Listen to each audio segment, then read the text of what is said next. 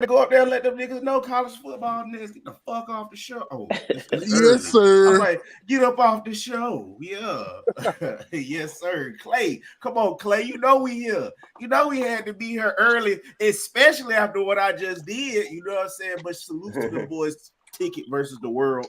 You already know Ticket really him. You know what I'm saying? That boy do numbers. You know what I'm saying? Every time he come on. So he get locked in. Shouts out to them boys. He really be locked in. He be on their head, boy. He make you crazy too. Yeah, he make them lose their train of thought. They be like, oh, I already know what to say to Ticket. And then when you get up there with him, he get to talking crazy. You forget everything you was about to debunk all his theories with. And you gotta learn. You gotta know how to talk to him because he'll overtalk you. He'll let you talk. You gotta know how to talk to him. Don't come in there with that soft stuff. You better get right. For sure. Shouts out to them boys, man. Shouts out to Ron, man. That's my dude. Can't, man. Double shouts out to Ron. Even though I whooped it. Oh, see, 7 minutes. Ron, you better come back in 7 minutes. About to say. So I can tell you how I really feel about you on that court, Ron. But what's good, y'all? We back. College football. I know it's been a minute, man. But you know, we here. It's the college football. Yeah, we in the off season. MC Roberts, you know, this is the best season for college football, if you ask me. You know, this is kind of like the NFL trade. Yeah, all of that. So I don't know. We got a lot of people here. So I'll introduce everybody. I'll store my this is my dog right here, man. Like one of probably the best receivers I played with. Canadian legend too up there. But you know, Jameer, you feel me? That's my boy right here. What's up, man? We gotta get you a new sweatshirt.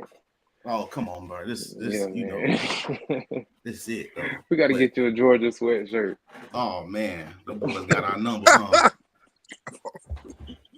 I just need a Kirby sweatshirt. I need a sweatshirt with just Kirby on it, man. Yeah, that's the best way to go right now. Zay, what's good, man? What up, family? You still drinking that victory champagne, and I see I'm your just, name I'm, right there. I'm, Back hey, to back. hey, I'm back to back. Every time, anything you say to me, I just say back to back. That's all I'm saying. That's my only word now. That's my only word, back to back. Critique all you want, back to back. Back to back, baby. Cuz, Penny, what's up, baby? How you doing, man? Yo, what's going on, y'all? I see your Seminoles. You should be a little happier, bro. Y'all finished right after Tulane. That's the 10th best team in the country, bro. Like, that's what's up. You know what I'm saying? Nah, man. Don't try to keep it. Don't try to water that down, man. We used to winning championships, man. Ooh, number 10. We do it better, but whatever. Hey, like Florida State. Hey, next year looking good. Yeah. He like Florida State. It's Miami versus the U versus FSU. Oh this man, the state of Miami, man. Miami. I love it. Here we go. 7 minutes. 7 minutes before cursing. Listen, bro. If y'all recruit wherever that little country town at, y'all will be just like y'all finishing now, right after Tulane. What before Tulane? Somewhere around Tulane. Oh yeah, Tulane was 9th. They was 10th. Hey, do y'all even have a football program though? Did y'all make it to a bowl game this year? You know the answer to that. They lost to Texas A&M. They lost to Texas A&M. So you already know. And before we get too spicy, we got Travis. What's good, my guys? Man himself. Yeah, I had the spicy take that went on TikTok, but it's okay. And we got the nastiest dude himself, Tegan Lynch. That's not his real name, y'all, but if y'all never watched the first ever episode of college football, that's gonna forever be his name, boy. I'm trying. Hey, one day we're gonna have Jordan Lynch come on the show. He should. He probably out there. He gonna sell you some insurance. Yeah, probably. Like he make a mean hoagie. You make a mean hoagie. You wrong for that. Yeah, for sure. But I mean, pretty much, bro. If y'all see me throw, I don't know, bro. We probably would have beat Florida State in that game, in that bowl game. I'm just saying. He couldn't do none of that fullback stuff. Yeah. But you know, I ain't go to my own horn. Every Friday I'm gonna start live streaming out there at the college, man, of me throwing with the college boys. So y'all will be able to tune in to Gridiron TikTok, PC Gridiron TikTok to see me throw some dots. Speaking of PC, getting no routes in now. Oh nah, bro. I let them boys do it. Yeah. I let them boys do it. And then they be happy. They be happy with the arm, bro. They be so happy, bro. You got eligibility left. Like, I'm like, wow. I'm like, bro, I'm 30, man. I'm like, I wish, I'm 30, man. For real. I be throwing those boys ropes. And like, bro, why don't you just come back, play another couple years? I'm like, bro, I played here 10 years ago, Jit. Just like that old Florida State quarterback that came back after being drafted to the MLB. I forget his name. Only Florida State. You talking about Winky? Yeah, Winky. Winky came back after being in the MLB, and he was like, what, 28, winning the Heisman? Man. Winning the Heisman. Win that championship. Mm-hmm. Man, do that even count? Did they get beat by Texas A&M? Take your ass home during bowl season. I mean, if we had a 30-year-old quarterback, we probably would have beat him too. Hey, sit your ass down. All right, you got it. You got it. We're going to see y'all. It ain't even nothing to talk about. Them boys, y'all South Georgia. Y'all ain't even Florida. Did y'all lose to them too? I don't think so. What was the loss that happened at home for Miami? Who they lose to? Oh, Middle Tennessee. MT. Middle Tennessee. Yeah, that was ugly right there. Now listen, bro. Now one thing I could say, I played them before in college, and they're a legit team. That's all I can say. That's all I can say. I don't know. I don't like that coach over there, man. Y'all gotta get somebody else. Cristobal? Man, don't nobody want to go to Miami because the coaches don't really like fit in with the environment. Like they want to go to Miami because of that money, that NIL. Man, to be honest, all the NIL, that shit in UCF. Really? Y'all sleep. It's a lot of players at UCF got some deals. But Miami. Go ahead. No, I'm just saying Miami. They just got that recruiting class after the year they had. Mm-hmm. That's like A&M getting that #1 class after a year like this year. Hey, but like 3 of them flipped. Matter of fact, who got Singletary though? Singletary left Georgia, so who got him? Miami got him. You know what I'm talking about? Yeah, I know who Singletary. I don't know if he committed yet. Yeah, I don't know if he did though. I know Go ahead. Go ahead. Two things I want to ask you, Jam, real quick. So let's go lead into the first question. I asked you about Cristobal. Also, how you feel about what's going on down there at Bethune-Cookman, how they did Ed Reed. Because look, this is my whole thought pattern to Deion Sanders and Ed Reed. Yeah. Florida State and Miami are what would you call those prestigious universities? So of course, you're gonna have to have a kind of coaching D1 track record to go to them schools. So I feel like Florida State is one step closer by Deion going over. You all know what Deion finna end up at. That's where he wanted to go. You know what I'm saying? I felt like that was gonna be the same thing for Ed Reed to get them one step closer to him going back to Miami. So how do you feel about the whole situation at Bethune-Cookman and then the Cristobal situation at Miami? And is that the right way to go? Is it just too early to tell on him or what? You know what I'm saying? Man, first I'm gonna because I feel a certain way about the Bethune, so I'm gonna talk about Cristobal first. Cristobal with anybody, like I know how it is to have a new coach come and then you got 4 years of the other coaches' players and you gotta wait on your recruits. Your culture don't really start until your freshmen become like sophomores, juniors, and seniors. So by not even letting his first class come through and develop, it's like cutting his hands because you come into a shit show and they not give you nothing to clean it up with. You know what I'm saying? Like he'll take the mess and make the best out of it. And then if you don't live up to the expectation because of the history, and to be honest with you my team, but they glory days was like the 80s, the early 2000s. You feel me? That's like, I was born in 94. That's like over 20 years ago. You know what I'm saying? Like that's old college football. So I'm not against him. He do certain shit I don't agree with, but at the same time, his culture is not implemented yet. So you can't really judge him. That's like cutting Nick Saban after 1 year at Alabama. You know, just firing him. And look at the premier program he has now. You know what I'm saying? But Ed Reed, see, that's the thing people don't really understand, because like I could tell you, coming from like junior college to going Division I is like, when the biggest difference is at a Division I school, the culture is a lot deeper than just the football team. Everybody likes the football team. Everybody on campus, your teachers, and just as sure as a football player, if I see trash on the field, it's my obligation to pick it up because it's my house. The students feel that way going around campus. I'm not going to litter on campus. I got to go here. I'm paying $80,000 a year or whatever it is to be a student here. So you're going to take care of what's yours, right?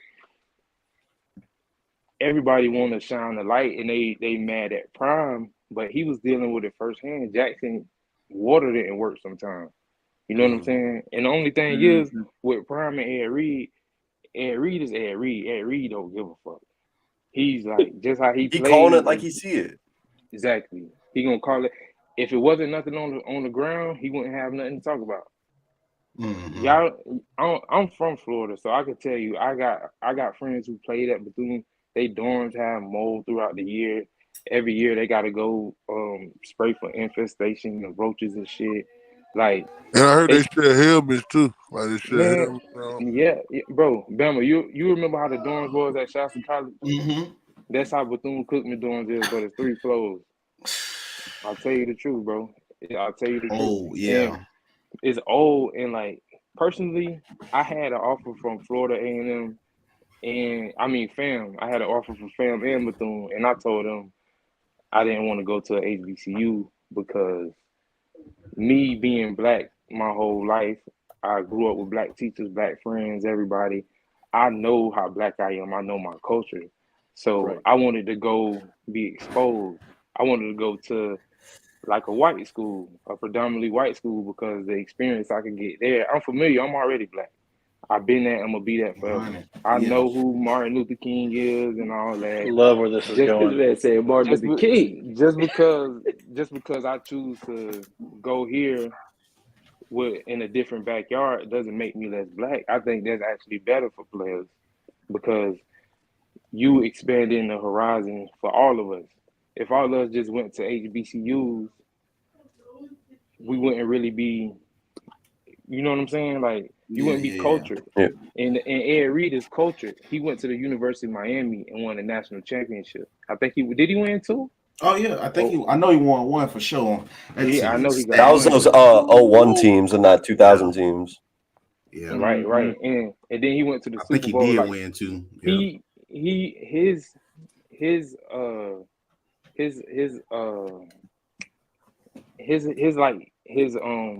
Anyways, I'll find that word later. But his level of exposure and the level he played at, he knows that, hey man, how we gonna get our respect? How we gonna be respected on the field? How we gonna be respected as a football program in Florida? It's like 6 D1 schools in Florida. How we gonna be respected? He got standards. Right. How we gonna be respected when the campus is shitty? What alumni is going to come back and invest in the program?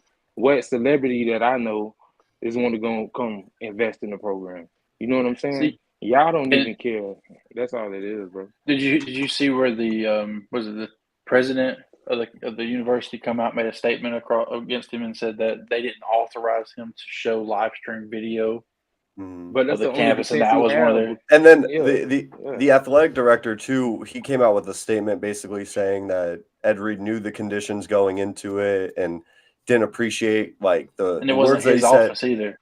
Yeah, they deflecting, bro. Sorry. But by all means, and like just to show the impact Ed Reed had on like probably the first couple meetings he had, those kids there, they repealed. They had a whole.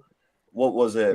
They went to the athletic director basically saying, bring him back. And they said, no, we're canceling the entire relationship. I'm going to tell you this too. One thing people sleep on the fact is everybody on that football team, that is not their first choice. Nobody, when they picked up a football and said, I want to go to Bethune-Cookman. Right. Everybody's there because they have to be. So the players understand this is what it takes. Because at the end of the day, you still a Division I football player. Whether it's D1 AA, HBCU, you still play. I think, you know what I'm saying? I think So, the chairman and the president, they went about it a wrong way. The perspective that they used was, hey, he's downplaying our college more so than, hey, he could be bringing awareness to seeing, hey, this isn't the only HBCU school that could be looking like this, that doesn't have the funding that it needs to be bringing these big name teams in or these big name players in. Because but what about this? I hate to say it like this, and you touched on it a little bit about the culture thing. I mean, you're talking about it at work. Yes, it's great to bring to venture out and stuff like that, but you got to think of the percentage of kids that aren't Black that are going to these HBCU schools too. There's only like 24% that aren't Black that go into HBCU schools. And if you're not branching out and you're not appealing to these other kids and these other areas and these other cultures, you're not going to get the same funding. You're not going to bring in funding. You're not going to get no money, right? And that's where it really comes. That's really where it stems from. Exactly. And another thing too, bro, that I want to touch on is that he didn't do anything different from Deion Sanders. Nobody remember when Deion Sanders first got to Jackson and he said, look at this damn stadium. A high school stadium is bigger than this. Look at the stands. Don't nobody want to come in. Look at this raggedy. It's old. We got to get money in here, right? Nobody said nothing. Ed Reed discussed it because it's trash on the campus. And instead of looking at it as him shining the light to, hey, just like I did for Jackson State, we need to do this for Bethune. Instead of looking at it as him shining the light on the conditions, because it could be they don't have enough money for maintenance men every day of the week or something. It could be a deeper problem. But him shining the light and his audience, they took it, they wanted to get defensive about it. And now that really make you look bad because y'all went all out going through with hiring him and now y'all snatching it back as the next coach.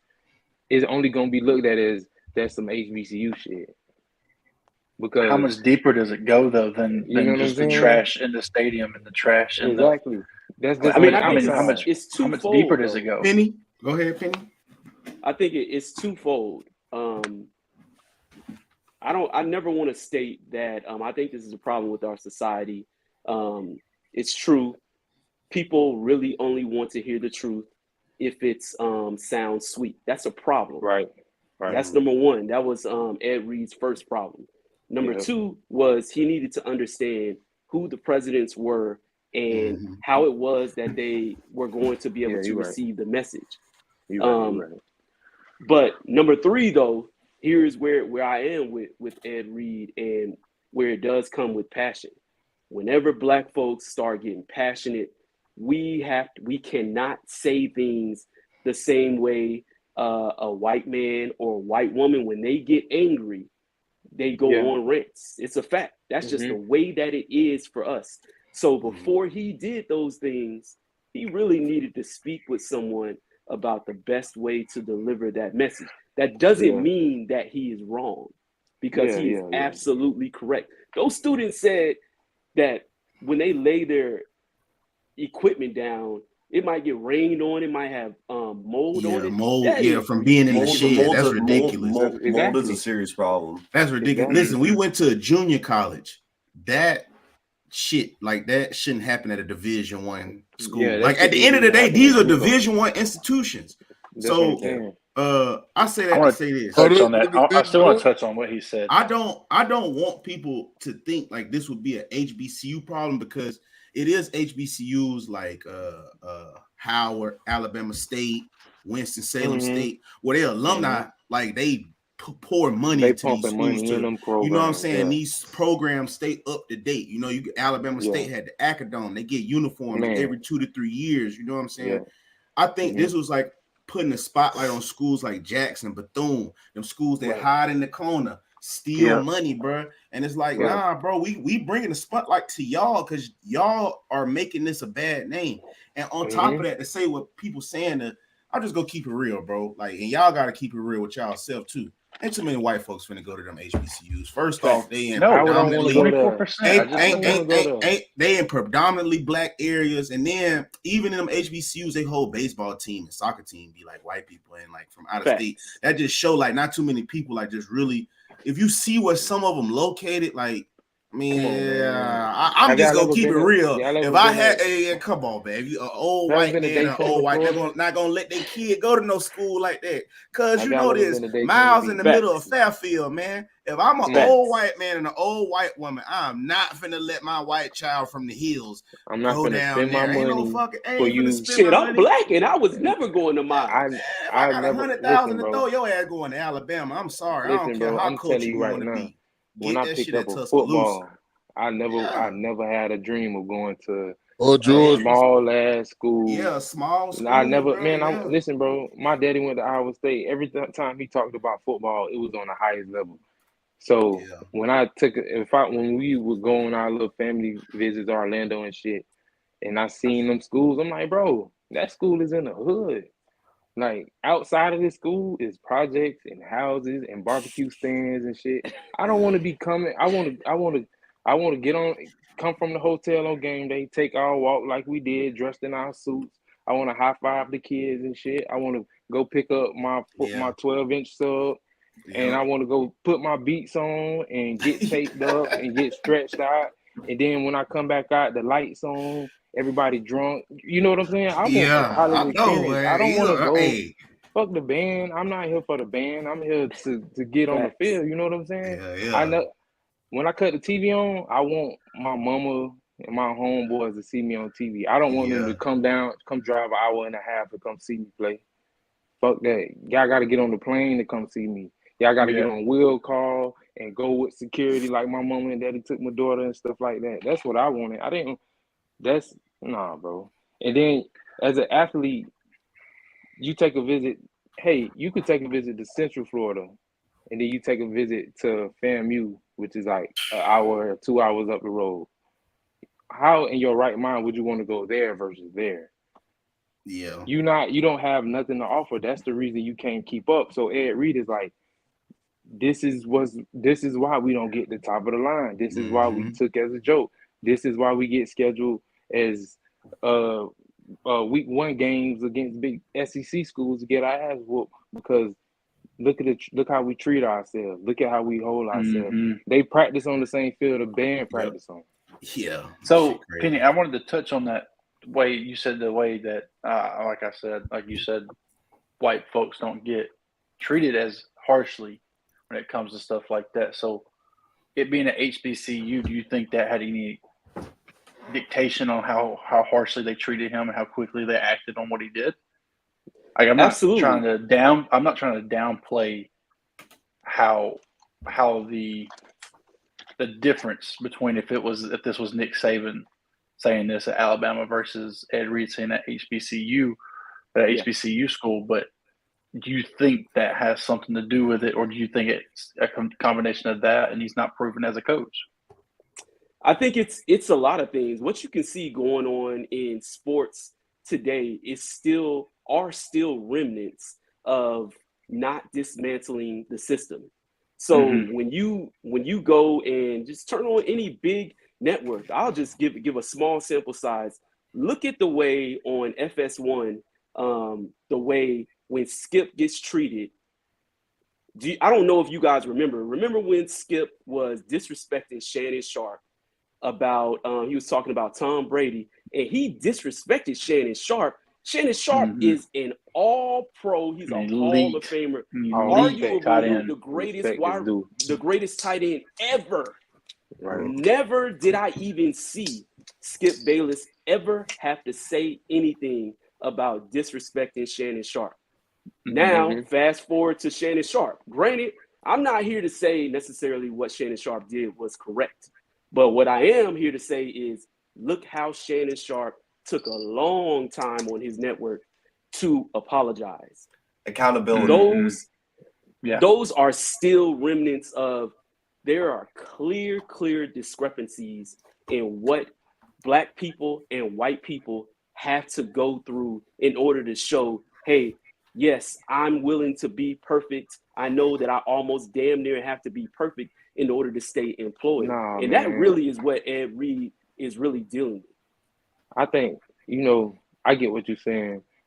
But I think with Shannon Sharp, look, the bottom line is, with all his accolades, at the end of the day, he still will come off as an angry black man, no matter if he in a suit or not. And to be in the position that he in, the wrong thing you want to be on TV every day is the mad black man. Why you think like Kwame Brown never really popped? He just had like 10 minutes and then he was gone. Nobody wanted to talk to the mad black man. But his whole thing was his personality. He was happy. He was up tempo. And that's the stuff on top of his football accolades, on top of him being Hall of Fame. But he know, and people always get on Shaq about it too, but Shaq and Shannon Sharp, he could play with like Black and Miles and his yak and shit, but he know he can't really go snapping and getting on his counterpart like he get on him, because at the end of the day, he would be looked at as, hey man, why you did that? Why you had to do that? Why you shitted on him? You know what I'm saying? And some battles are fought, like internal. At the end of the day, Skip, he had to shoot a shot because he was defeated. He was on Brady Meat, and Shannon Sharp was speaking the truth, and the only thing he could do was attack him personally, because the worst thing for a man who speaks very well is to not have nothing to say.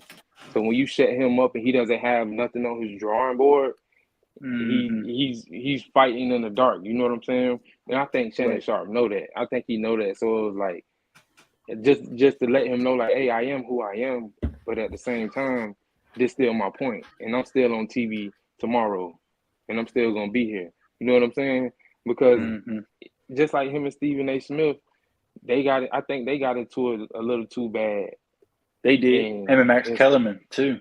Right, and Stephen A. Smith, he one of them black people that ain't gonna shut up and run his mouth. So they got his ass on another show and put them in the prime time. You know what I'm saying? So it all goes, but I bet my bottom dollar that when they got off camera, they had a personal face-to-face conversation, because he wouldn't talk like that if that camera was on and they was across the desk and shit like that. Facts. He wouldn't talk to him like that. So facts. Yeah. So 6'3", 250. Hell no. Yeah, like come on, man. And you see what Dylan Brooks did. Dylan Brooks was still walking away trying to talk.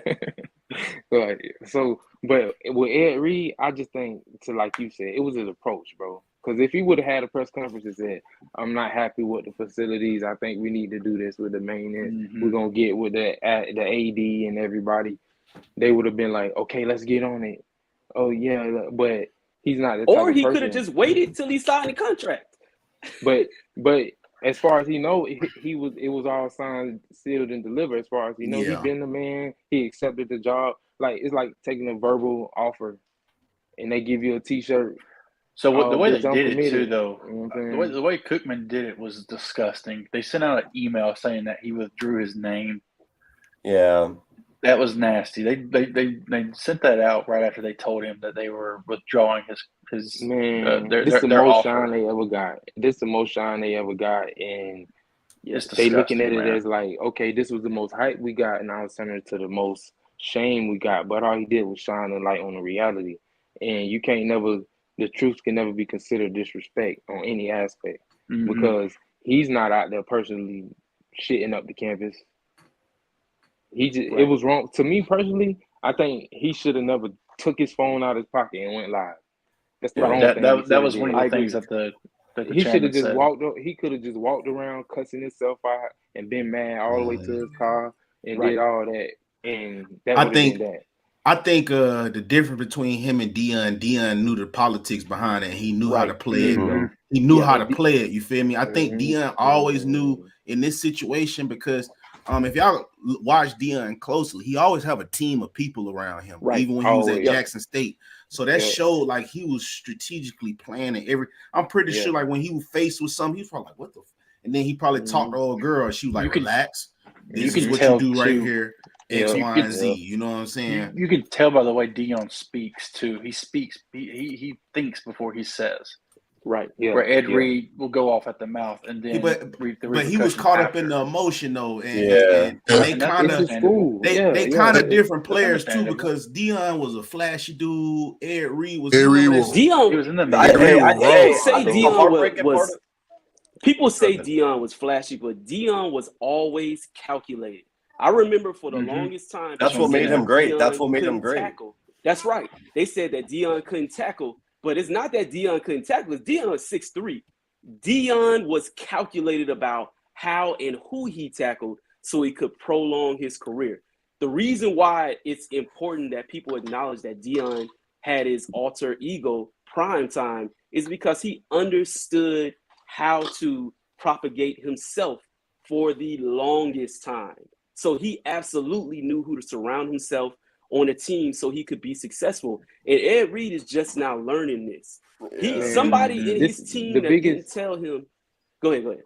Oh, my bad. The biggest difference between Deion Sanders and Ed Reed to me is Deion Sanders, he understands that you have to be two people, especially playing professional football, because the person you are on the field is to get your money, and the person you are off the field is to get your money.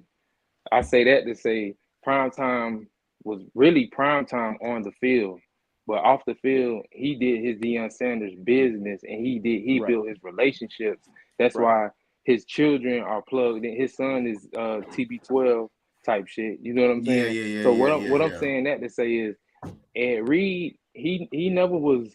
He was Ed Reed. He never was no alter ego. He was Ed Reed. He was always himself. He's an Ed Reed now, and he's an Ed Reed then. And so when you get off the field and you talking to him about football, you get an Ed Reed. Somebody who, listen, when I talk to my dad about football, he ain't played it down in probably 50 years. He still get hyped up like he got pads in the back room. You know what I'm saying? Certain shit is in you, it's not on you. And Ed Reed, that's in him. It's not respected like it should be nowadays. He's being yourself and being honest. Who better, Sean Taylor or Ed Reed? Sean Taylor. Sean Taylor to me. I mean, of course you got to go Sean Taylor because he a freak. He bigger. Yeah. That's the reason why. Yeah, he was 6'3", doing everything Ed Reed could do. Yeah. Ed Reed a dog now. I mean, you know. Oh yeah, Ed Reed a dog, but it's just like, man, you can't even compare that. I wonder. I just wonder. You know what I'm saying? Because he was in the league 5 years. Nah, but he was on the up and up. It was finna happen. It was finna happen. Strong. We got 74 people in this chat. We only got 22 likes. Can we get at least above 30? At least. Hey, we've been up for 30. Speaking of like though, MC Robinson liked us enough to donate some money. A lot of black people should thank Deion Sanders putting HBCUs on ESPN and have people know about HBCUs. I'll be real. I knew nothing about HBCU. That's what's up, man. I know a lot of people never knew about HBCUs like that. I just grew up in the culture. Me and Penny know pretty much majority of our whole family went to HBCUs, Alabama State. My mama went to Bethune, bro. I guarantee you that was the Bethune probably was nice when she went there. You feel me? Back in the 80s. Back in the 80s. You know what I'm saying? And she probably like, Bethune probably wasn't like that. It's like, nah, y'all still got the same stuff. It was shitty back then. She was like, I ain't like them dorms. Wow. Yeah. That's just insane, man. Right there. So speaking about more money, man, I'm gonna jump to this subject. I'm gonna just bounce this back and forth, but I like this subject right here. Quarterback Jalen Rashada, number 27 recruit in the class of 2023, asked for his release for his national letter of intent from the Florida Gators over a $13 million NIL deal gone wrong. How do y'all feel about this, and where do y'all think that the NCAA is heading with all these NIL deals? Because I want to say this too before y'all dive in. I want to say this piece right here, and this kind of stood out to me. You know what I'm saying? But the deal about the NIL collectives. So collectives are officially unaffiliated with the schools they support. Florida, by rule, has no control over which athletes the Gator Collective signs to the endorsement deals or how much the group offers in these deals. In theory, the collectives are booster groups that collected funds to pay these athletes who are already attending the school they support. In practice, is where they get these money, where they get this money, and can meet more aggressive collectives that become outsourced payroll outfits that are used to unofficially entice players to attend the school. So basically what this said, to sum it up, I know I was just reading too fast. They want you at this school and balling first before you get all this 8 million, 13 million. Like it's an investment. Like, so with the Nico Mannion thing, you hearing this, like he probably won't get that 8 million until like they either win 10 more games or 11 games and make it to the SEC championship or something. Right. He not just finna get that money, you know. But right. I just said that to say this. How do y'all feel about this, and where do y'all see this NCAA going with the NIL deal? Go ahead, Zay. Go ahead. Well, first of all, they are pronounced Florida lizards. First of all, straight up. I heard I do a little podcast with my partner here, Florida lizard fan or whatever, and he had some guys on there. They were just saying like it was supposed to be 13 million. Did y'all hear that? Y'all heard about it? 13 million. Now I heard. Now he said that it's supposed to be some coming from Miami and some coming from Florida, something like that. Something was going on. From Michigan. Not Miami. Michigan. So, Wolverines. Yeah. So okay. And it was they were just saying a lot of stuff was going on, and basically it's the money situation. But to me, with the NIL, I think that NCAA gonna step in and try to put some, put some rules in effect on this. Bro, kind of get out of hand. They have to. They get out of hand, bro. I'm gonna tell you. So, the problem. Let me go. You go. Go ahead. So, like me and Tegan were talking about before everybody got in there, that hurts to me. The NIL deal, the way they have got it now, hurts the smaller teams, letting them know, hey, this is the amount of money we could spend on you, but we need you to come here and perform first. That hurts. That hurts your smaller teams that can't give NIL money like that. So, do I think they need to? I think they need to put sanctions on stuff like that, being able to kind of advertise what you can do before you get there. They need like a cap, something. Let me go next. You know Alabama can give you more than Jacksonville State University. No. No, I'm sorry to cut you off, but NIL deals are outsourced. But you're not going to get the funding like that, man. You're just not. Trust me, you're not. Alabama spent $99 million from the boosters to upgrade their athletic facility. JSU right down the road where Alabama is, where me and Bama are from. JSU right down the road has had to do fundraisers to raise $91 million to renovate their stadium. Yeah. That money is just not getting funded like that. Boosters aren't coming like that. So NIL deals going from take HBCU for example. HBCU schools aren't going to get the NIL deal money from boosters like Alabama, Oregon, Ohio State, those schools like that. So being able to advertise like that, I think it hurts your smaller schools, and I think that needs to be changed. That's my big deal. I think that's where it needs to go. Until these players, I don't agree with. There's a lot of stuff that Bam and I have talked about in depth, but I think these players, including with NIL deals, should be able to get deals just like these coaches. These coaches are able to take these $1 million deals and they can get bought out or they can leave and they can go anywhere else without any of these stipulations. How long is college football going to continue to be stealing these players? They're the ones who are the property of college football, and these universities are bringing up these exorbitant numbers saying that this is what it costs to go to these universities, and they lying and they capitalizing on all of that. I don't agree that the NCAA should have these caps on these NIL deals. It needs to matriculate down to where the players are able to move around and get freely the same way these coaches do and these presidents. Let me my opinion, bro. So are they there to earn an education? Are they there to earn an education, or are they there to make money? Like, what are we doing?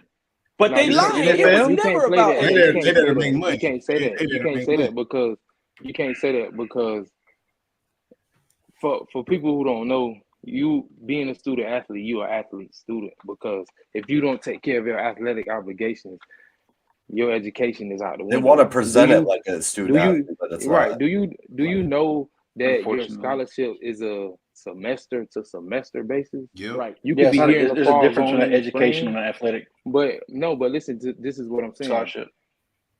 You say, are you here to earn a scholarship? I mean, are you here to earn an education, or are you here to make money? The coaches are here to make money. It's their job, right? Mm-hmm. Right.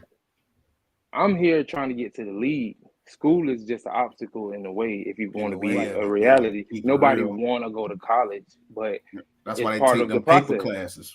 So the fact that these players are selling jerseys, selling tickets, selling video games, bring back NCAA. But anyway, hey, I can't wait for that. I can't wait for that game, bro. You know what I'm saying? But well, like, they contributing all of this to the university and off of their name and likeness. Because did you know when I went to my Division I school, we signed a deal for I remember signing my name and likeness every year before camp started. We was in the auditorium. We signed over our name and likeness. We signed over a thing that said we can't do anything with our first and last name to gain personal revenue, no commercials, no sponsorships. If my friend was a rapper, I couldn't be in this video.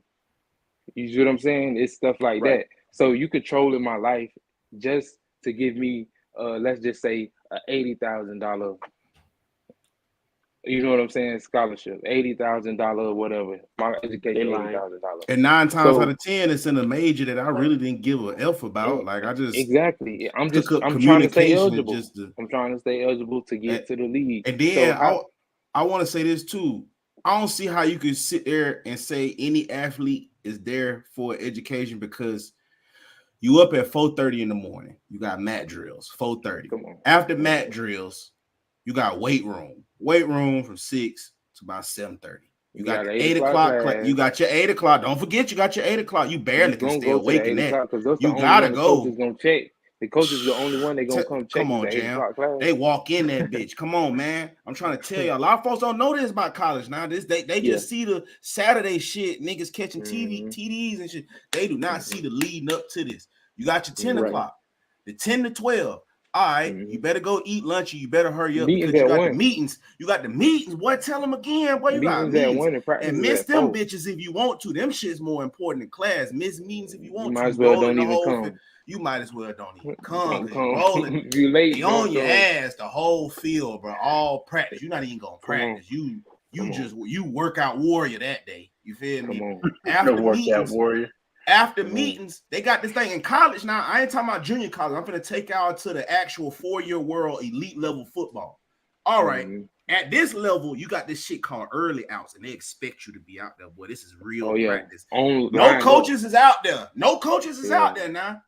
But 45 minutes to an hour, you better be out there early. Practicing your craft. Handoffs. Like, I'm for real, because they're gonna be like, oh, I saw you, man. Get it chopping. I saw y'all over there bullshit. Bama, bro. Bama. I'm gonna tell you like this, bro. I'm gonna tell you like this. We had to play Southern Missouri. We had to play Southern Missouri, but we had to ride the bus just because. Anyways, we had to leave on Friday to play. We had to leave on Thursday, play on Saturday. Early outs. We had the day before you got to 5:30 weights, and when I say 5:30 weights, you starting the stretches at 5:30. You in line, in formation, shirt tucked in, socks pulled up, no wrinkles, nothing in your pockets, no earrings, nothing on your wrist. And you better clap and you better be loud, and they want to smell your stink ass, bro. You feel me? And that's the day before. But early outs, practice starts at 5:45. That means I'm not out here buckling up. I'm not out here. I'm mouthpiece in on the line. They blowing the whistle. We starting stretches. And the whole thing about early outs was you had to be there an hour before practice. We doing routes on air. They doing handoffs. The DBs doing breaks. And the coach is not there, but they there. So if you late and you don't come, how the fuck do they know the coach is not there? Nobody know. You get what I'm saying? And you got to do that. And if you got an 8 o'clock, you got to go to your 8 o'clock. If you got anything after that, you got to go get your work. and then you got to be at the stadium. The bus leave at 10 o'clock. It leaves at 10 o'clock. Oh yeah. Not so you're not in the parking lot going getting your favorite gloves and shit. No, 10 o'clock, them bitches is rolling out. Rolling. You feel me?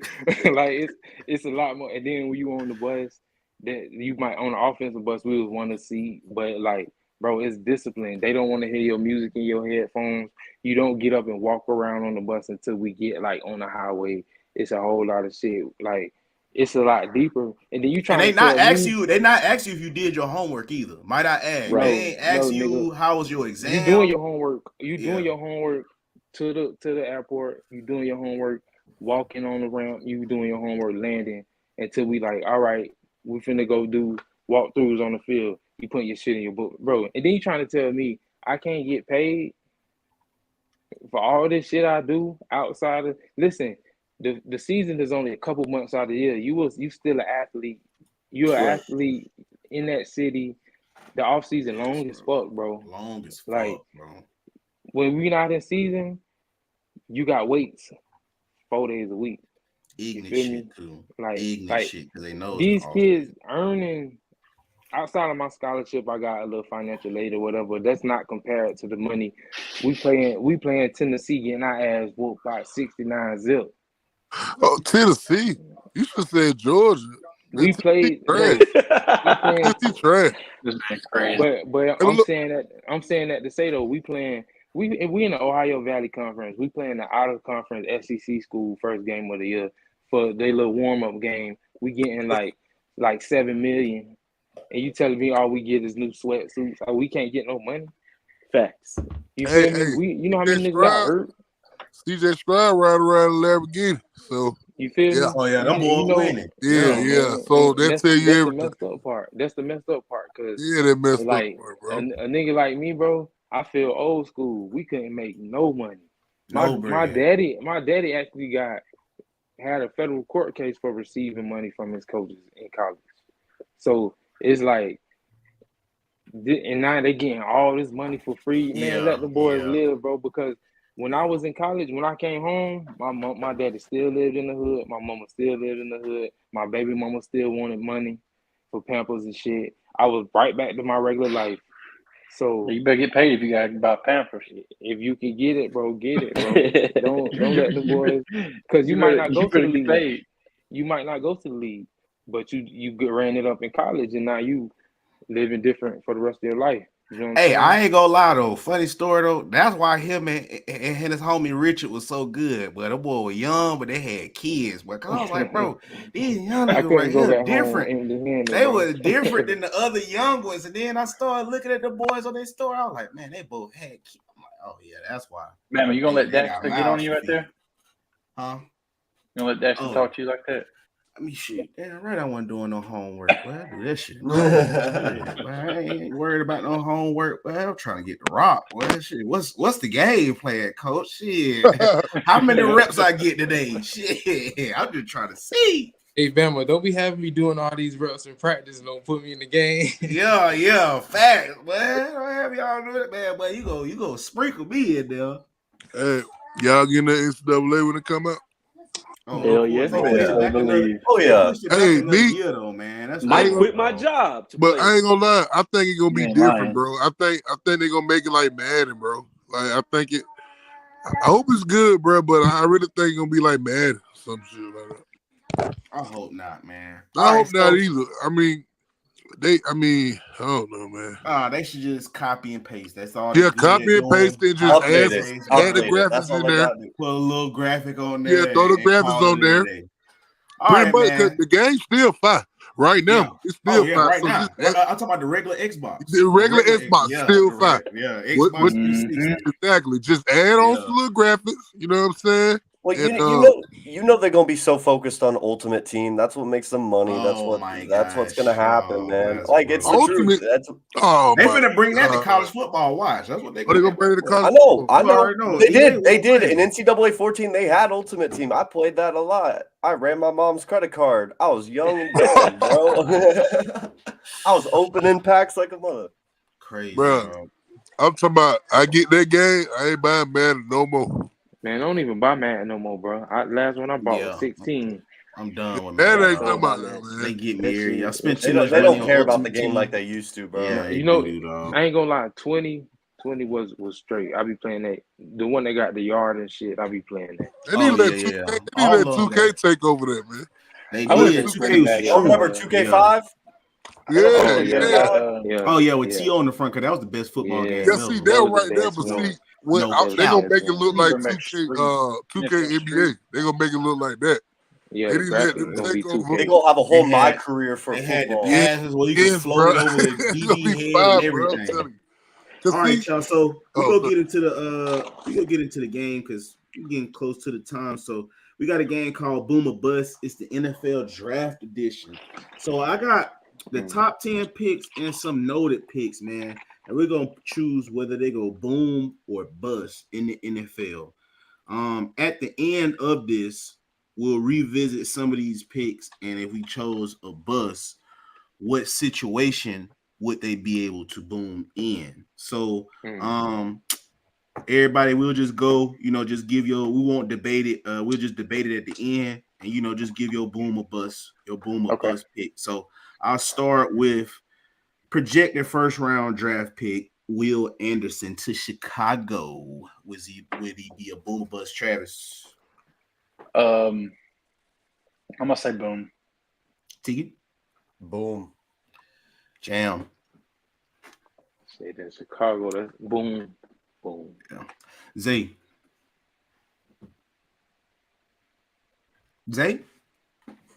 No, what'd you say about what was it? Will Anderson, boom or bust in Chicago. Boom, goddamn. All right. Penny.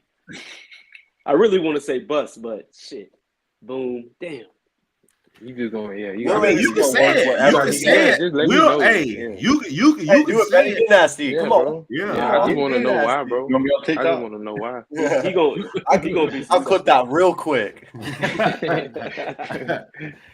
All right. CJ Stroud in Houston with the number 2 overall pick, Travis. Can I put asterisks, or you just want me to say boom or bust? I say boom or bust. Yeah. You got to pick a side. You got to pick a side. Pick a side. Hey, shout out, pick a side, man. Bust. Ooh, Tegan. Bust. Jam.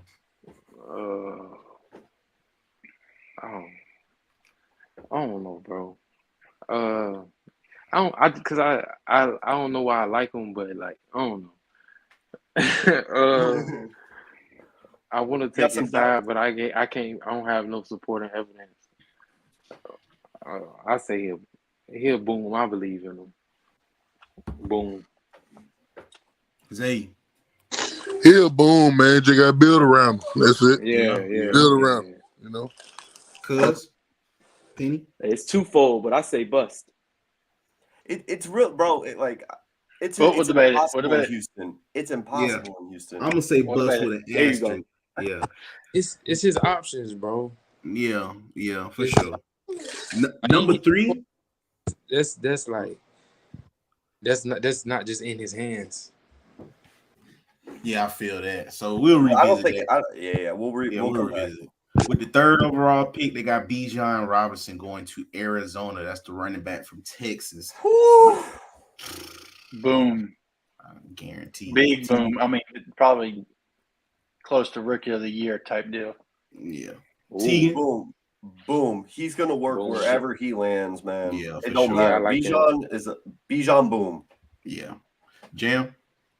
Yeah, I think he's like the most league ready at his position. He gonna boom. Yeah, for sure. Mm-hmm. You can put him in that water. He gonna find a way out. Yeah, for sure. Zay. He boom. He ain't no Ricky Williams, man, but he boom. Yeah. He damn sure ain't no Ricky Williams. Hey, do the Cardinals run the ball like that though? Do they run the ball like that? They don't have a good running back. They might running back, but they lean on that running back. They don't got a head coach. It's not Kingsbury anymore. I feel like he'll be a little. Oh yeah, he ain't there no more. Yeah, okay. If it was Kingsbury there, I would have said bust because the Cardinals suck. But Kingsbury gone. Boom. Boom. But for how long though? True. Running backs. With the 4th pick, Indianapolis Colts, Bryce Young. Oh, Hey, if it's anything but boo, this show is over. I'm booing all y'all ass. Can I skip? Can I plead the 5th? 1, 2, 3, 4, 5th. Yeah, I need to plead the 5th. Gosh. Just because of the trajectory of the NFL, I'm gonna say bust. Wow. I've kept the same deal for the last 5 shows. I know. Yeah, listen, man. Bryce Young, he's 5'8", 5'9". Let's be real. Short, He's man. 6 But foot, don't. Hey, They stop got it, 6 man. foot, He don't is they? not 6 foot. No, he is not 6 He foot. like He's 5'10". 6 foot with those, heels on. But If you got heels on, he's 6 shoe foot. enhancers. This man Them calling shoe this man enhancers. Juwanna man. But let's not overthink this, man. I think this dude's gonna work wherever he goes. Bryce Young's a boom. Jam. Man, he too little, bro. He gonna bust. Bryce over CJ? Wow. That's Bust. crazy. That is He gonna wild. bust. Zay? Look at he's just in the perfect place right now, bro. first off, he go boom. I don't care how short you is. You can throw the ball. You just throw the ball, bro. You can't teach that. You know what I'm saying? That boy, he the best quarterback in the draft, bro. I mean, he really is. I mean, I seen it firsthand. He almost cost me a championship, but Almost. he called me an SEC championship though. But yeah, he gonna boom, y'all. I'm telling y'all. I mean, that height shit really don't matter, bro. Build around him, like I said before. You know what I'm saying? Hell, do shotgun if you got to, goddamn it. I mean, I think he gonna be good, bro. Cause he accurate, bro. I mean, he's very good. We all watch. We all see. Only thing you got to worry about is that injury. They gonna tear his ass up man. first quarter, bro. Oh, okay. They gonna lay on him, first and they gonna lay on him, and he gonna be out the game, bro. That was bro. That O-line was doodle at Alabama. Shit. No, that coach O-line good though, right? They wasn't blocking them grown ass men in the league though. True. That's a different lick, bro. True. I just think he gonna get that ball out quick too, though. That's another thing. I get what you're saying, though. He got to beef up, though. He got to beef up. Now listen though. He will. At Alabama, I like him, bro. I can't take nothing from him. He doing his thing. But when you talking about the league, man, he just gotta show me. Cause I didn't even believe in Russell Wilson. I ain't believe in Russell Wilson till that bitch went to snap. Bama wanting to cuss us out. You don't even understand. Bama ain't even looking at the camera. You want to cuss us out so bad. Yo, he taking deep breaths. Boom a bust. Nah, I think he's gonna be a boom for the opposite reason of why I think CJ Stroud gonna be a bust. Stroud is an elite talent. He's got the size. He's got all that. But I think when the game is on the line, you were able to see 2 years in a row against Michigan. Man, he just shrank. Bryce, man, he got that mentality. Even if he gets hurt, you know his mind is always going to be where it needs to be in order to help him overcome. So I think it's probably going to take a little while longer because they're going to have to build around him. But I don't see how that young man is not going to succeed. But Penny, can I ask real quick, how much are you taking into account how well CJ played against an NFL defense like Georgia? He showed things that we have not seen from CJ, being able to move around the pocket, handle pressure. I mean, I get it's one game. Keep his composure. Composure. Well, how much he you taking did. that game? How much you taking that in for his last game? Well, this is what I'm saying, per se. CJ Stroud, he can do well if he starts off. Where I'm concerned with, and this is where you got to be able to turn it on and off in the NFL. Every game, you're not going to be able to play well from start to finish. You got to be able to let go. Like, for instance, your boy that plays for the Jaguars, throw 4 interceptions in the first half, Trevor Lawrence, and then go out in the second half and ball. That can be the difference between you making it and failing in the NFL. And that's where I'm skeptical of CJ Stroud. It's that resilience. Okay, I see what you mean. Jalen Carter, 5th overall to the Seahawks. That's a B. Yes. Hurry up and come to me. Travis, I'm gonna say boom. I think he'll be Jordan Davis 2.0 from Alabama or from Philly. Man, for my Seahawks, he's a dream pick. That's a boom if I've ever seen one. That man's a freak of nature. Jam. Man, I'm trying to buy stock in Jalen Carter, man. That bitch gonna boom. Yeah, for Trying sure. to see how I can invest in his ass. With one of them rookie cards. Man, what? He finna go off. That boy put up Wherever he Jay go. Daniels like a rag doll. Oh man, to salute and oh man. He said, "I got him right here. Yeah, he's your I quarterback. ain't I gonna lie. picked him up." Come You get your had quarterback. me. I was saying, but yeah, we finna jump him. Zay, it's your boy right here. Kamehameha boom, goddammit. Hey, look, hey, he gonna be like Aaron Donald. Tell you, boy. That boy got talent, man. Yeah, for sure. I think he's scary, yeah. I like him. Yeah, I think he gonna be around for a long time. He actually a little bit. He actually a lot better than Jordan Davis. Jordan Davis is a run stopper. He can pass rush and run stop. Yeah, he do everything. Jordan's stay on the field longer. Jordan's meshed a little bit better this last season. He with him and he was hurt a lot working when together. He was hurt, but when he come in and did play with Fletcher, he Fletcher. Oh my goodness, he's pretty much taught him really well. He's kind of taken to that mentor role for Jordan on Philly. Yeah, he's done really, really well. Yes, that's what they need, man. That's what these rookies need, bro. Veteran leadership, especially an elite defensive tackle. Penny and Fletcher. Boom or bust. Boom. Boom. Boom. Boom. Tyree Wilson to Detroit. Tyree Wilson. I'm gonna say boom, and for this reason of how much attention Aiden Hutchinson brings at Detroit. That defense, they've got that defense rolling in Detroit. I think he'll be a really good linebacker pickup for Detroit. Man, if y'all haven't watched Tyree Wilson film, this dude has some of the longest arms. Yeah. I know it's tech. I get it's tech. No. I'm telling everybody who haven't seen him, Texas Tech. Go check this boy out. This dude is going to come up to the combine with some of the most crazy measurables. This dude's an NFL player playing Big 12 ball. He's going to fit really well with Detroit, who needs it. Boom. I don't. That's a match made in heaven. How tall is he? 6'5", 6'6", something like that. He's the perfect edge. He's a monster. He's a monster. He's got Giannis level wingspan. I'm not kidding.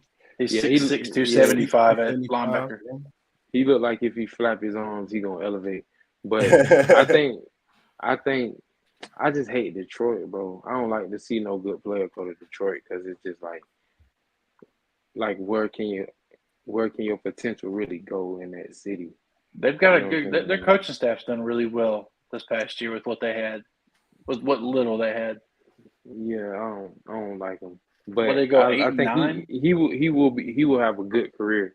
I think he'll definitely do his thing. I think he like a Pro Bowl type player. Maybe because of long ass arms or something, but I think he'll boom. Definitely boom. Penny? Yeah, definitely gotta boom. Mainly because I see Detroit improving where they're continuing to develop their talent, whereas over the past 10 years, that has not been the case. It's been stagnant, man. Mm-hmm. That's true. My favorite pick of the draft, Anthony Richardson to Vegas. Ooh. Go ahead, take it. No, you go first. I'm saying I'm not entertaining this pick whatsoever. 57% pass percentage, terrible. He's a bust. He's so he's streaky, man. And if we've seen Las Vegas, they don't develop talent either. I don't like the fit with Vegas, but that's my problem. I'm on an AR-15 train. This man's different. He's everything you could ask for, and I think a team's going to take a risk. I'm gonna come with where I think he should go, and see if you agree after. One thing I will say about Anthony Richardson: sometimes in college They are victims of being too creative. One thing with the NFL, you can't be that creative because you got to have 6 guys on the line of scrimmage at all times. So that cuts down how you can throw all of them different plays out there. Sometimes that's a gift and a curse. In certain situations, as a gift. If you look at it from Justin Herbert's situation, people can say like, oh, they saw this, but bro, all of them plays at Oregon, you would have thought he was a system dude, and majority of it was just based off of all them little gimmicks they run over there. Same thing with Anthony Richardson over at Florida. They was just too gimmicky for the type of talent he was. The NFL is going to dial it back. They're going to hone in on his athletic abilities, and they're going to build around that, and the players is going to be a call according to how gifted he is versus just putting him in a goofy ass system, a gimmick system, and now he just looks bad because he can't run this gimmick ass offense. You see what I'm saying? The NFL, he finna line up out there and your ass is finna have to deal with 6'4", 220, 4'40", like, and they finna put him in every situation to where you're gonna have to deal with this at every moment. He going instead of running these little bullshit 10-yard routes in the NFL, you got to throw a 15-yard dig. You got to throw a 20-yard comeback. So now all of them physicals he got, that's why Herbert looks so good, because you get to flex your physicals at every moment. It's like, oh shit, I get to do this. Boom, boom, boom. Like, oh shit, bro, these the plays. This is what I gotta look for. This is what I gotta find right here. I can hit this every time. Like, so now you get to really see them boys at their max when they go to the NFL. That's why I feel like whoever need a quarterback should just pick him up. Fuck it being the right fit or not. If you need a QB and you can't get Bryce or CJ, which is I would say the 2 more guaranteed, because based on say success in college, well, you better go for the athletic freak, bro. Like, you'll be a fool not to, bro. Like, just seeing that dude, that man on a hurt ankle did a backflip, bro. Like, I know that's not supposed to impress you about a quarterback, but that fucking impressed me about a QB. I ain't gonna. Man, that means his ass wasn't hurt. I mean, with AR, it's like, I understand with a lot of quarterbacks, it's always going to be about fit, but with AR-15, he's going to have to go to a situation where they want to build an offense around it. It's the same effect that they had when Lamar Jackson got drafted in the first round. The Ravens, even though obviously they just got rid of their offense coordinator, they originally welcomed him in with open arms and adapted their entire offense around him. You're going to have to do the same thing with AR, just for those first couple of years, because he ain't going to come out throwing those digs and them out routes 10 times out of 10. It's just gonna be basic, Tegan. Because even if you look at all the rookie quarterbacks, they go through a real basic offense first before a team just be like, yeah, we're gonna build around him. You can look at Lamar. You can even look at, matter of fact, we're gonna bring it back to this year. We're gonna keep it current. Look at Zach Wilson. Look how they tried to make that offense as basic as possible in hopes of if he can just grasp it, bro. Like, he just don't. It's just shit like, bro, easy shit. It's like, bro, you gotta hit this in order to be an NFL quarterback, and he just don't hit it. So that showed that them NFL. Nah, he wanted to hit them hoes. I mean, yeah, ain't nothing wrong with that though. Shit, I ain't. I think with AR in Florida, they had no wide receivers that was getting separation.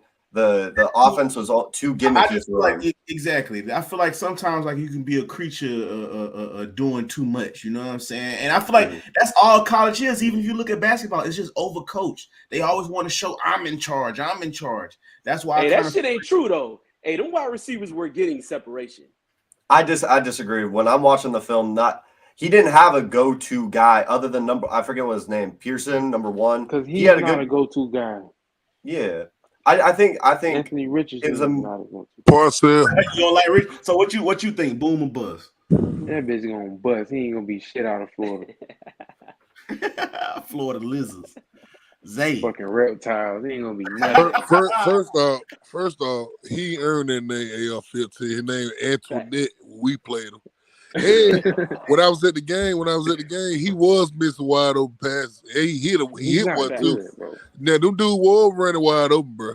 He missed them. I ain't gonna lie. He missed a couple of them. I ain't gonna lie, bro. Florida receivers, they not no slow coaches, bro. Them boys could play.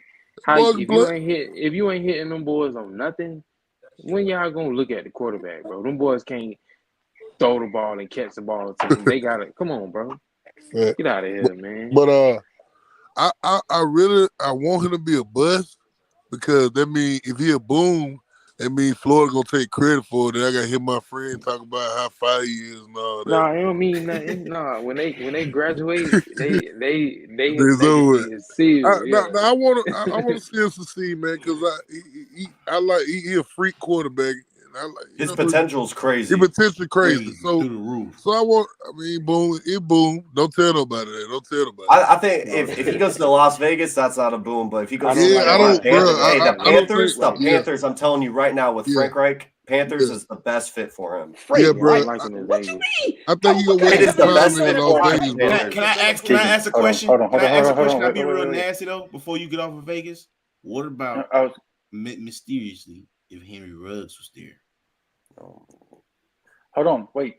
I was going. Somebody mentioned Carolina. Theory: Lamar Jackson leaves. Okay, before we still got some. But before we get too deep into those theories, though, yeah. But we go because we got Miles Murphy, Will Levis, because we about to do Will Levis. Y'all saying what the fuck? But he's not locked up, and he gets to practice 3 hours out the day. And what you call? I'm serious though. That is wild. That's why I say, bro. I don't know, bro. Like, maybe he just can't throw. Miles Murphy, D tackle from Clemson, going to Atlanta. Boom or bust? What? Go ahead, Travis. I'm gonna say boom just because of what Clemson's put out into the NFL these last few years. I want to give them the benefit of the doubt. To sit here and say I think he's going to be successful or to be a failure is outlandish to me. I mean, Christian Wilkes from Clemson, I mean, you've seen what he's done. Isn't he at Miami? I don't keep up with the NFL as much, but Wilkins in Miami, right? Yeah. Wilkins. And he's been absolutely – and Dexter Lawrence with the New York Giants. They've been ridiculous. So I will say Grady Jarrett from our Falcons. Yeah, I think he's going to be a boom. I'd say boom just because Falcons need something on that defense. And that front seven is, hey, don't hate. I think it could be the worst in the league. Whoa. And that's with Grady Jarrett. I mean, and they go. You're right, bro. You're right. And it's not going to be the worst anymore. You're right, bro. Just keeping it real. I agree. Jam? He gonna boom, man. He's a Clemson product. Yeah. Penny? Yeah, he gonna boom. You already went Tuesday. You already said yours, right? Oh, boom or bust. He boom, but I want something else. I want like Bryce Young or somebody. I want something else, bro. Oh, at Atlanta, that pick ain't doing it for you. Oh, you ain't happy with that? What? We number 8, ain't y'all got Desmond Ritter. I like this. Okay. He got to let the chains off on him. I give Desmond one more chance and then go get Caleb Williams next year if that don't work out. Oh, Lord. All right, bet. I'm good with that. All right, cool. My second favorite quarterback and best pick in the draft, if you ask me, number 9, Will Levis to the Carolina Panthers. Wait, hold on, babe. Since when did you get on the Will Levis train? Since when did this happen? Because I remember on the show, I said he was going to be a top 10 pick. And y'all laughed at me. Y'all laughed at me when I said he was better than Bryce. Once everybody started saying he was better than Bryce, I was like, fuck it. Why not? I'm finna snort the same catnip y'all snorting. I'm going to say bust, but because Carolina just don't have the pieces. They just don't have the pieces around him right now. I disagree. I think Carolina has a situation for a young quarterback to go to right now. They got an underrated offensive line. To be successful? Huh? To be successful? Yes. I think Carolina build around. Then why the hell did you fix your mouth to say Frank Reich? The fuck has he been successful at? He's got a winning record as an NFL head coach. He got a winning record. I think Indianapolis was a lose-lose situation. Frank Reich was one of the best hires this year. And the Panthers will make the playoffs next year. What the fuck? Okay. Isaiah, somebody's a boom for you. Hold on. Matter of fact, Jam. Will Levis. Boom. Carolina, come on, man. That's a play waiting to happen, bro. If it's anywhere for a quarterback like him to go to like have a team that's basically gonna build around him. You know what I'm saying? If y'all put him in the right, that's like putting the right quarterback in the right situation. He can't help but be successful. That's how I feel about that. Going to Carolina, he can't. If he don't be successful, I'll be a monkey's uncle. Zay. First off, he come to the South. Yeah, the Panthers, we gonna set the hell out. He gonna be a bust, man. What we doing here, man? Come on, man. Yeah, I was man. waiting on somebody to say it. Yeah, he gonna be Matt Leinart or some shit, man. Come on, man. Get out of here, man. Now look, I know why. I know his potential is very high too. I know, cause he's a prototype quarterback. Big, got a big arm. I may be wrong, but he got to show me. Y'all would like to have him. Y'all would like to have him. I'm concerned though because he didn't want to play the Senior Bowl or his bowl game. Yeah, bruh. This, I mean, he's got that injury. Got that injury? Can we have a bigger bust? I mean, this is like an atomic bomb type bust, bro. Frank Reich, garbage coaching ass, ain't gonna last long enough. That whole team is gonna crumble around him and behind him, whichever adjective you want to put up over there, man. His career is over. That's crazy to me. That's so crazy. Oh, man. Frank Reich, get the hell out of here. To me, all right, this is for real though. This might be my gem of the draft, and I don't know. The rich just keep getting richer. I don't know, but they projecting Isaiah Folksky to go to Philadelphia. Let me tell you from the Notre something right Dame. now. If he go there, that's gonna be insane. Another edge Let me rusher, tell you that is something. gonna be wild. They're calling it Sackadelphia, and it will be 2.0 next year. He has 11 sacks for the last 2 years at Notre Dame. Him, Jordan Davis, Fletcher, and BG. He's going. Oh gosh, he might be the defensive rookie of the year if he plays the way he's supposed to. He's a boom, absolute boom. Teagan. I think any player that goes to Philadelphia is going to end up booming. I think they should get a corner though. Bradbury's leaving after this year. You think so? He gonna get money somewhere else. He's an expiring deal. They won't have the money to pay him. They'd rather pay a rookie corner than pay Bradbury big money at his age. And this is just a mock draft, so you might be right. Yeah. Jam? Man, I know all about Folksy. He a Cali boy, man. He'll go off in Philly, bro. I think he'll boom in Philly. Definitely. He got a motor. Yeah, for sure. He got a motor on him. Zay? Hey, hold on, what his name again? Isaiah Folksy. I don't really know too much about him. From Notre Dame. From Notre Dame. Oh, Notre Dame. Oh, the safety, ain't it? Yeah, number 7. Yep.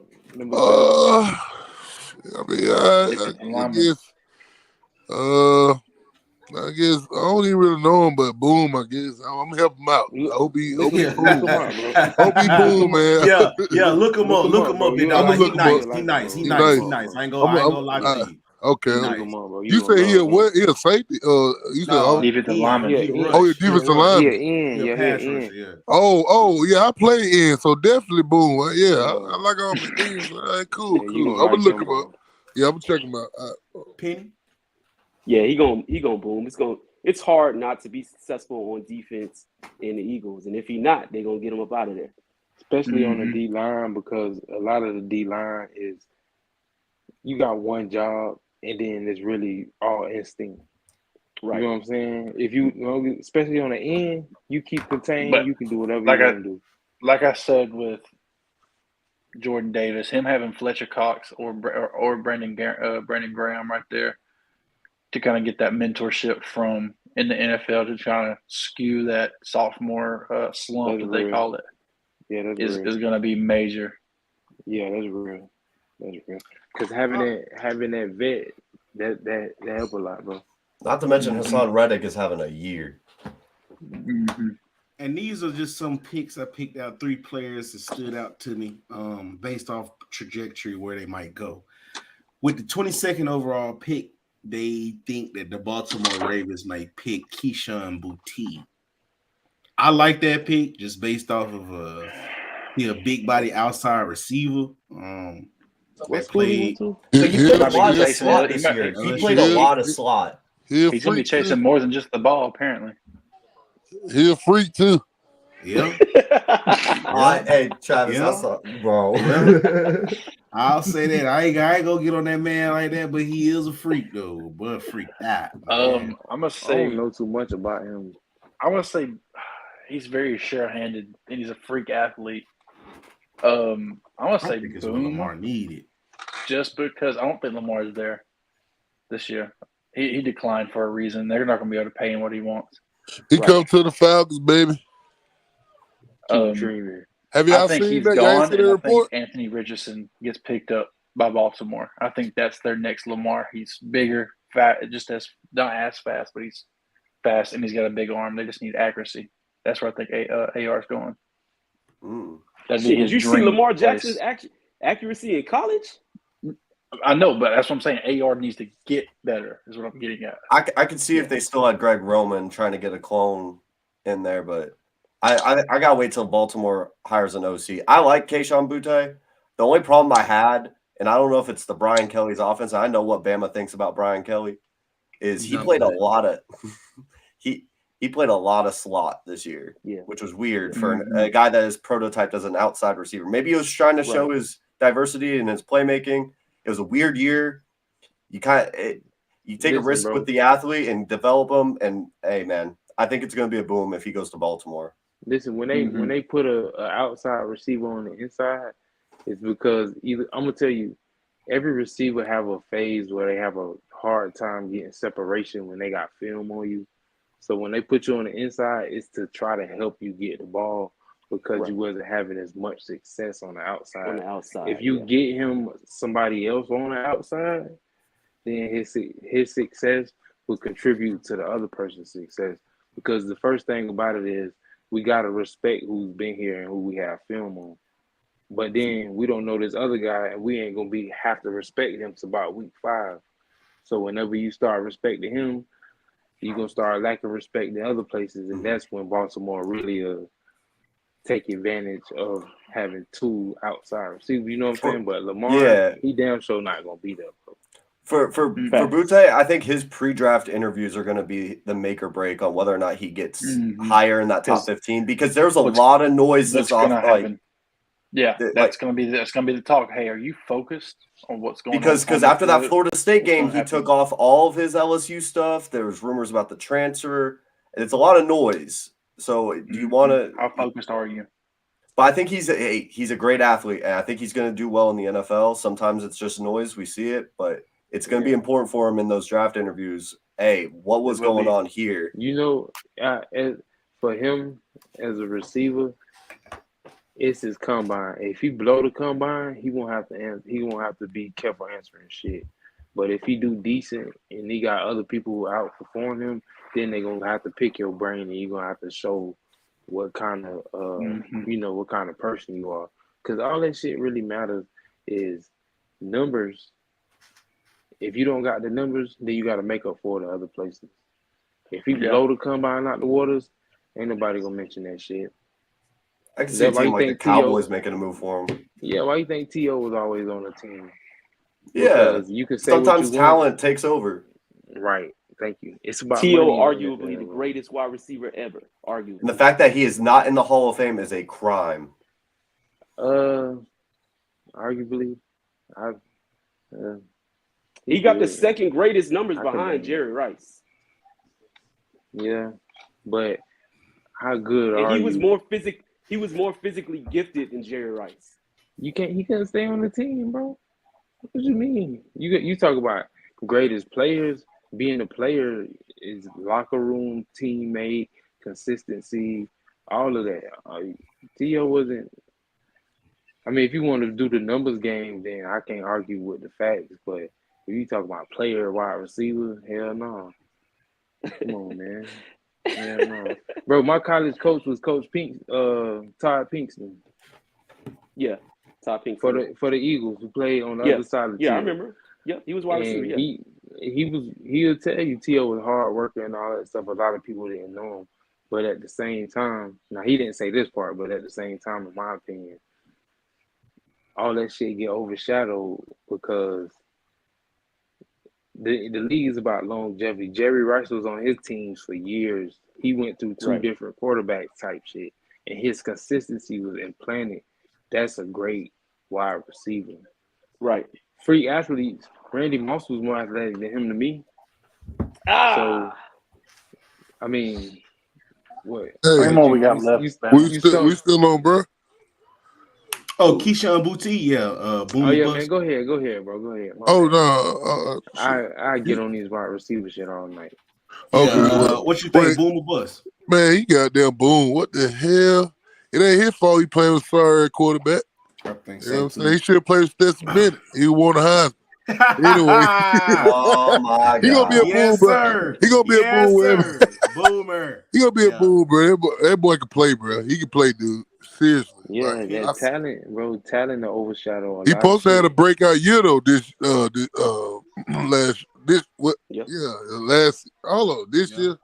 Last season. Yeah, last season.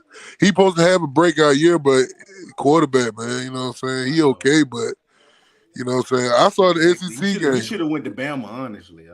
Oh, yeah. He should have took that. Oh, man. I heard about he was supposed to go with Eli Ricks. I don't know why he backed out. I don't know why he backed out. Penny?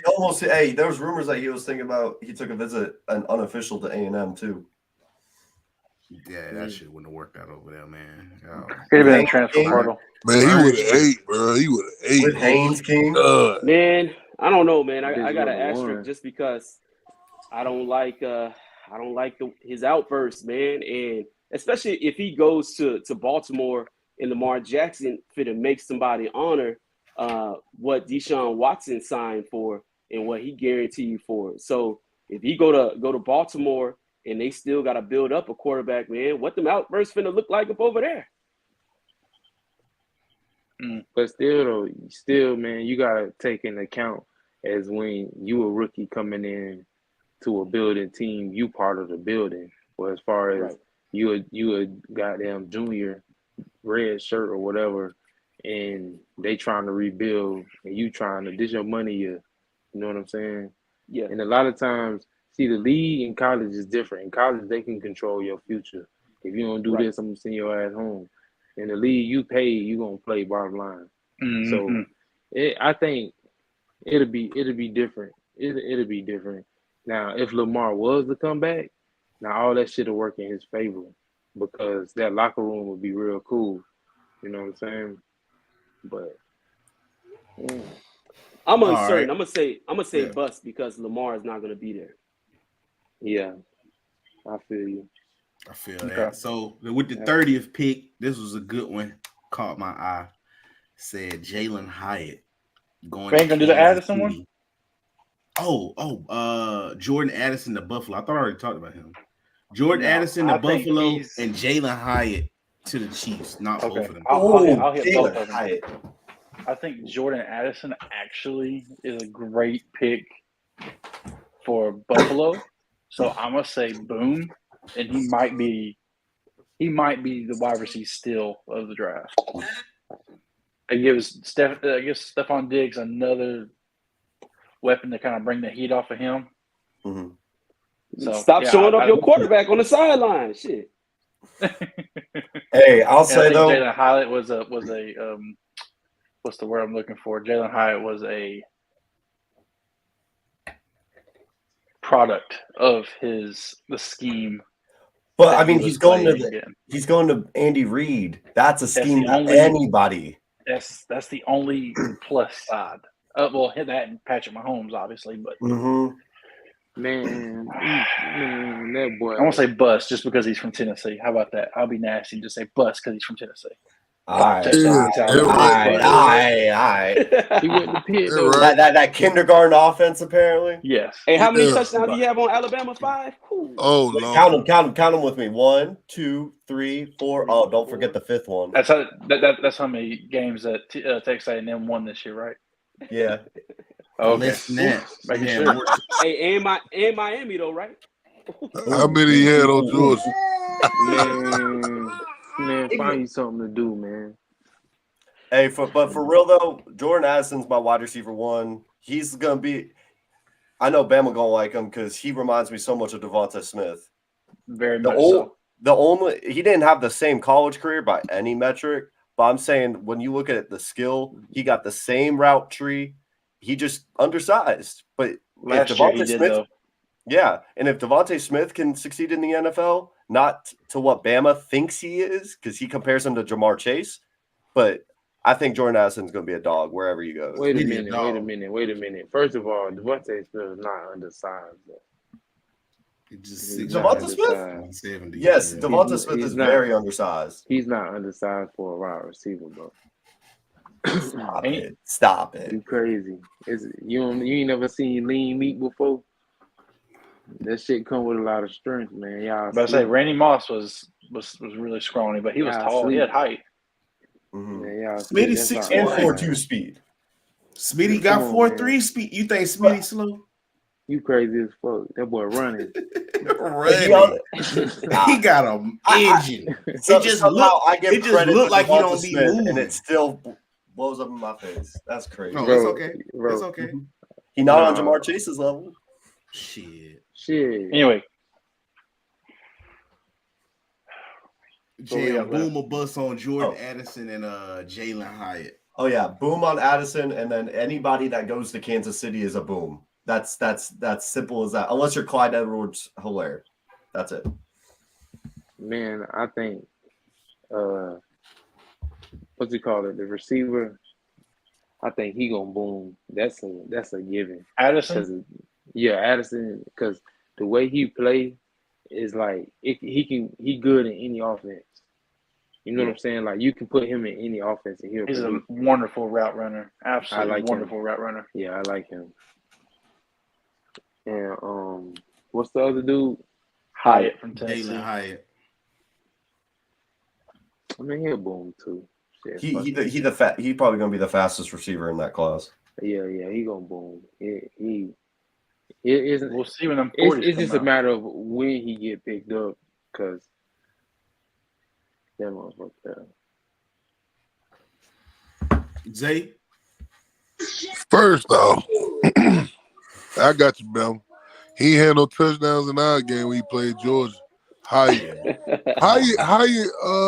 he got speed. He been out there Ted Ginn or whatever, but because he's just wide open, bro. He wide open all the time. That offense, is he a system player or is he really like that? We gonna see. Mm-hmm. So maybe I say boom because he got speed. So like you said, they can work on any offense. And Addison. Oh my bad. I'll just say that him being wide open, bro. That's his one-on-one shit. That's individual. You sure? That's separation. No, bro. No, bro. Yeah. Somewhat, but coverage, though. A receiver getting offense, separation is the matchups in the offense, bro. Bro, they catch you off guard like that, bro. I'm telling you, bro, he wide open. You right, he's separation. Listen, dog, when a receiver is wide open, that's not because of the defense. That's because that receiver and that DB battle was won at the line of scrimmage. That's all him, dog. That's all him. Not the offense at all. I'm saying because I felt like the offense caught me. But anyway, we're gonna see. We're gonna see. But Addison, he pretty good. I didn't know he was that small like that though, bro. He's 6 foot. What he's is 6 foot flat? He's 175. And he's he on the numbers though, bro. He on the numbers. He not dealing with Ray Lewis in the trenches and shit. He on the numbers, dog. Facts. No. His only concern is size. That's the only concern scouts got. Yeah, but I didn't. He was so good. I didn't even notice his size. You know what I'm saying? So exactly. It's not a problem, dog. It's not a problem. Like he's 6'4". Anytime you compare that boy with the Eagles number 6, anytime you compare to him, you got a future. Listen, bro, y'all ain't never seen the stallion horse. Them bitches have no fat. It's all muscle. That's how the boys is built. That boys is built. They not no fat. They straight machines, nigga. You put them in cruise control. I'm telling you, bro. Yeah. Oh. Penny. Yeah, I say bust, or excuse me, I say boom on both of those. Addison, the only concern is he going to be able to stay healthy at 6 feet with a slender frame and high? Hey, he going in all. He gonna only have to do a couple of things, which is the main thing is run straight like Forrest Gump. He needs a creative offense. Hey, He's y'all, gonna be stuck hold like on. John Ross. Hey, I forgot one receiver. Old boy, he just said in the chat. For Yeah, Ohio I was gonna State. ask y'all. I was gonna ask y'all, go but they projected him to go to the 10th pick in the second round to Houston. There's So how y'all scouts feel calling about him a wide receiver JSN? 3. Yeah, they saying he might get picked up by Houston. So how Second y'all feel round? about if he goes to Houston as projected? Bro, With Stroud, are we acting like they got Stroud too? They got CJ Stroud. I mean, if he going 10th pick in the second round, so they got CJ Stroud. They plan on drafting in the first. Hypothetically, say they draft him. John Mechie III comes back from his fight with leukemia. Which shout out to Mechie for that, man. Also, I didn't have too many problems with the receiver they got over there right now. Number 12, that dude, that rookie. Nico Collins. Nico Collins, 6'4". Like he actually wasn't that. And they're gonna get rid of Brandon Cooks. If JSN comes over there, how do we feel about JSN in Houston? Boom or bust? And this will be the last one. Travis. If the hypothetical y'all just gave, I'll give a boom because I believe CJ Stroud is an NFL quarterback. I do. I'm gonna say if that's what happens. I think regardless, even with the situation, obviously if he got Stroud, it's an easy boom. But I think just because we forget, Jason has not played football in a long time, but I don't forget that Rose Bowl. That was special. That was something different. I think Jason easily could be a really good NFL player. I think boom. I want to clarify really quick.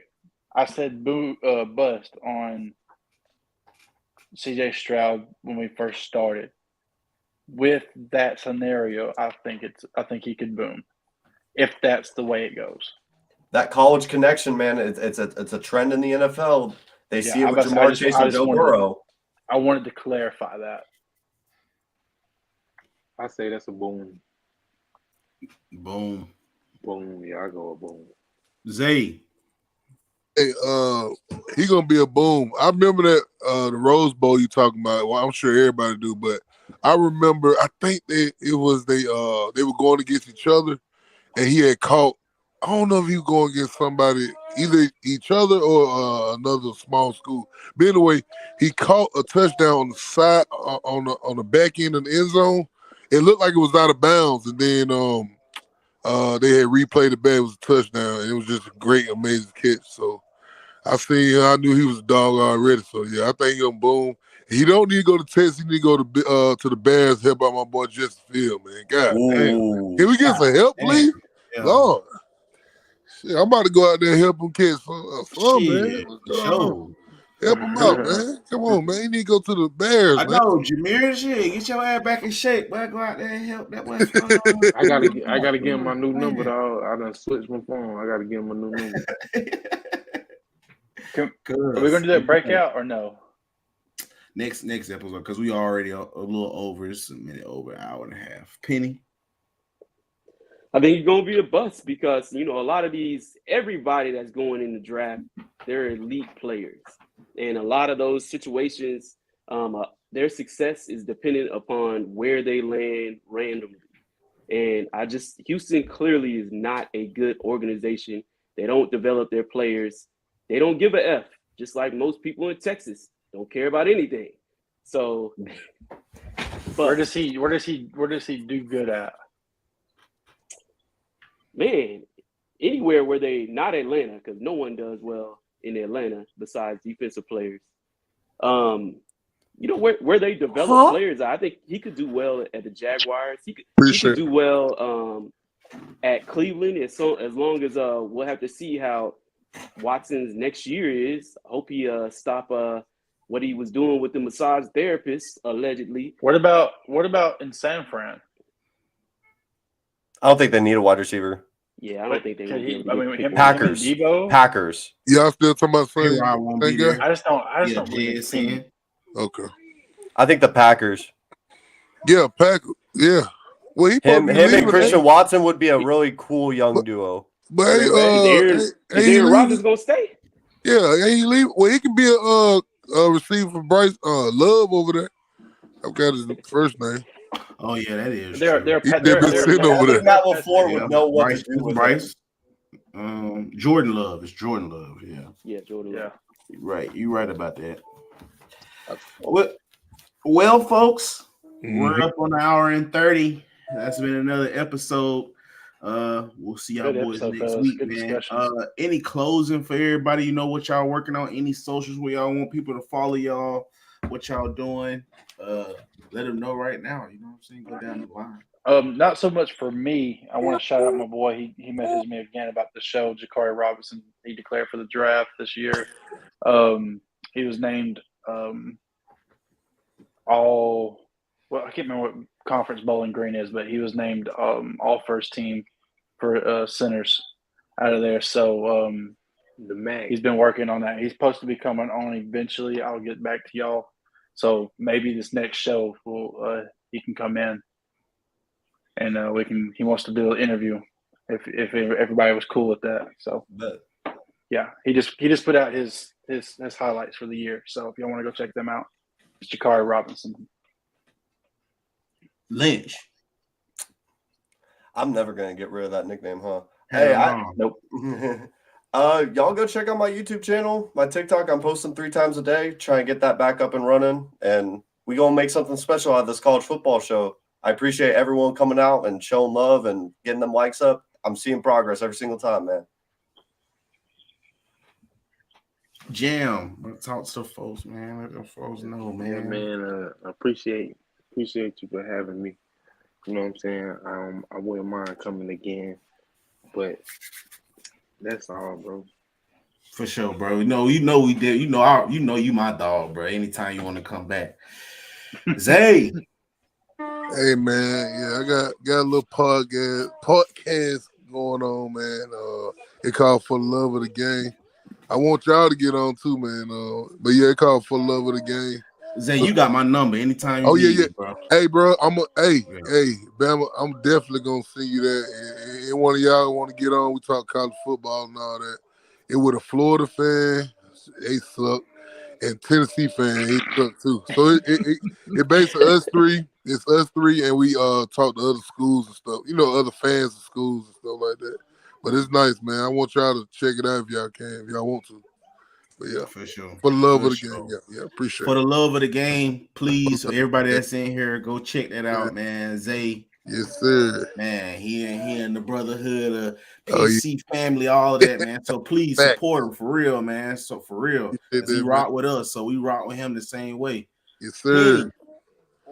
It's good. Yo, hey, I appreciate being on. Anytime y'all on, let me know. I'm always watching this. My man Zay, you talked about having a Florida Tennessee fan. I live in Knoxville, Tennessee, with these trash ass fans up over here. How many teeth they got, Bama? Bama, how many teeth they got? 120,000 fans and only 7 teeth. Bro, are you kidding? Hold on. 7 teeth total. Ask Penny. Tell her, Penny. It's 120,000 fans and only 7 teeth total.